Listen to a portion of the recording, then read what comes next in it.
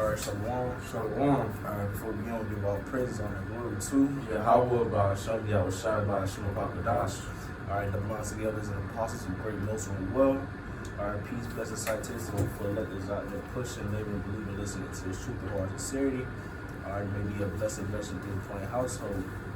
Alright, Come on. Alright, we come back again with another show through the spirit. Alright, and this show is going to be on Jacob's trouble. Lord, when it is edifying. Alright, and as we're seeing, as the times progress, different things are happening in the planet Earth, different prophecies coming to pass. We're seeing that we're getting closer and closer to that time of trouble, that time of Jacob's trouble. Alright, which scripture refers to as the time of Jacob's trouble, the times of all hell break loose, martial law, right, famine, death, destruction, right? We're seeing we're getting close to these times. Alright. Anything else? Come on, there was a so-called rapper in Russia. Shit, defend us, because us being watchmen, we know what the hell is going on. We watching what's going on around the four corners of the earth. Those Gog and Magog, that they going into Russia right now, right? And shit, they had to start a draft, man. They drawing out people out of the prison houses. They're offering people less time. They take a little short, man. So the quality of soldiers are diminishing. They grab whatever they can grab, to let the weak say I'm strong, so they beating their plowshares into pruning hooks, man, So what that dude did, they told us that he had to go to war, that rapper, so-called rapper, everybody would think they rapping, they think they so hard, this, that, and the third. But shit, the fan, they told us guys, come on, committed suicide to avoid it. And that's gonna keep happening, man, because the so-called U.S. Army, pretty much all the branches of the military, these modern-day Romans, the quality of soldiers is diminishing, for one, and then for two, they're not meeting the quota, and then for three, besides the military, police force, can't even be kept up with, man. They're giving all kinds of incentives. They're dropping the requirements that were used to, being necessary. So, it's really just piling up. It's just really like a domino effect, man. They think they got one solution here, but it's another problem, man. So it's a lot of things that are missing, for these Babylonians, which is showing how the Lord is working, man, through these prophecies. Salaki. That's all. Come on, man. I want to get straight into it, man. This is Second Ezra, the 15th chapter, and reads, "Behold, speak down in the ears of my people the words of prophecy, which I will put in thy mouth, saith the Lord, and cause them to be written in paper, for they are faithful and true." Alright, everything that is written in the scriptures is going to happen. If they have not already happened, they will happen, man. Right? Verse 3, "Fear not the imagination against thee, let not the incredulity of them trouble thee that speak against thee, for all the unfaithful shall die in their unfaithfulness," man. Right? So like the brother was just saying, man, right? That one guy in Russia who got drafted into the army, next day he killed himself, man. Prepare for these things to happen, man. Right? Prepare for, World War III. Prepare for all hell to break loose. Prepare for another draft to happen in Babylon, man. Right? But these people don't believe these things, man. We're warning you of these times to come, man. Right? But a lot of people don't believe what the scripture says, right? "Fear not the imagination against thee, let not the incredulity of them that trouble thee that speak against thee," right? So even though y'all don't believe, man, right, it's still gonna come to pass. It's not gonna stop these prophecies from happening. Alright, verse 5, "Behold, said the Lord, I will bring plagues upon the world, the sword, famine, death, and destruction." And in the times of Jacob's trouble, that's all that you're gonna be seeing. You're gonna be seeing niggas getting put to death. You're gonna be seeing niggas getting put to death in various ways, through the sword or whatever the case may be. You're gonna be seeing a lot of famine, right? You're gonna be seeing a lot of destruction, places burned up, looted up, man, right? There's gonna be a lot of these things, man. Alright, unless you got something to say. I want to bring out some precepts upon, military draft, man, because this is biblical, man, and this is reality, man. And as time comes to pass, it's just going to get more realer and realer and realer, man. Yeah, it's happening in another nation, another country, but, 2/3 of our people in these other nations, man, they got to get their shit ready, man. And those who ain't going to be willing to go, they're going to suffer a lot of persecution and consequences. But the scriptures also say, many of these nations shall go back to their own homes, So you're going to have Elam going back into India. You're going to have Moab going back to China. You're going to have Ammon going back to Japan, you're gonna have Ham going back to Africa, you know, so they gonna keep you getting the fuck up out of it. They're like, man, this ain't got nothing to do with me. But for those who you know who gotta have their backs to the wall, let's show you that this is biblical. The book of 2nd Ezra, chapter 16, verse 33.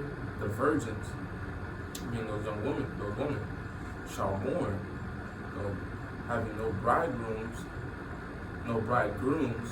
The woman shall mourn, having no husbands. Their daughters shall mourn, having no helpers.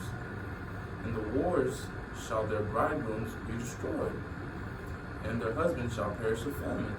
You know, so that's why, you know, to be a woman, you know, especially to be a bugged out woman, 2/3 woman, you know, it's gonna be bad out here, man, because you ain't gonna have no man to protect you, man. You know, men already do kind of sick shit nowadays with the police force, with the military force, with you even having a husband, man. So how much more when you don't have that, you know, you don't have the Lord for one, and then for two, you don't have a husband here, man, you know, to protect you and to defend, man. You know, because women don't have those same senses as a male, man. They don't have those same characteristics. They don't have the fight or flight senses, man. You know, the elder Gabar Yahawada in Hawaii, he did a lesson on women in the military. One, they fold, or two, they get horny, man. You know, so that's not no quality of someone that's ready to drive through, you know, battle, man. You know, because Lord, we don't have to drive through none of these military or carnal wars, but we gotta drive through a lot of shit to get to the kingdom, you know, spiritually speaking. People, man. And that's why, you know, the women gonna be cleaving into, you know, man and Lord, man, right? Because they're gonna be seeing these times that, you know, that they need a man to hold them down. That whole Miss Independent, all these FNF, right? Fuck nigga free, baby daddy free, all these ideologies, all these thoughts, the city girl mentality is gonna be out the window the times of Jacob's trouble, man, right? Because they're gonna be cleaving unto the man. And matter of fact, I gotta back that up. 1 second. This is Isaiah, the 13th chapter, verse 12, and it reads, "I will make a man more precious than fine gold, even a man in a golden wedge of Ophir." All right, so a man, especially Israelite man, is going to be in high commodity, man.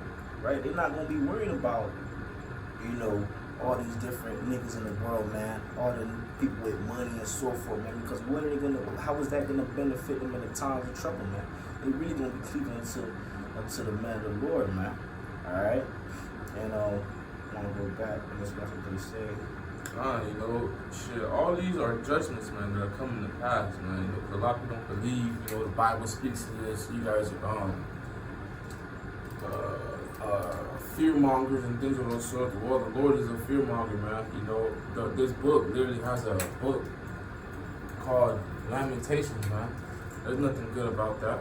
And we're going to get the definition of that. But before so, the book of Ezekiel, chapter 10, chapter 2, verse 10, and it reads, "And he spread it before me, that being the book, and it was written within and without, and there was written therein lamentations, mourning, and woe," man. Woe being destruction, man. So, you know, this is not Santa Claus's sweet story where you get what you want, you pick and choose. Nah, man, you gotta eat this whole roll, man.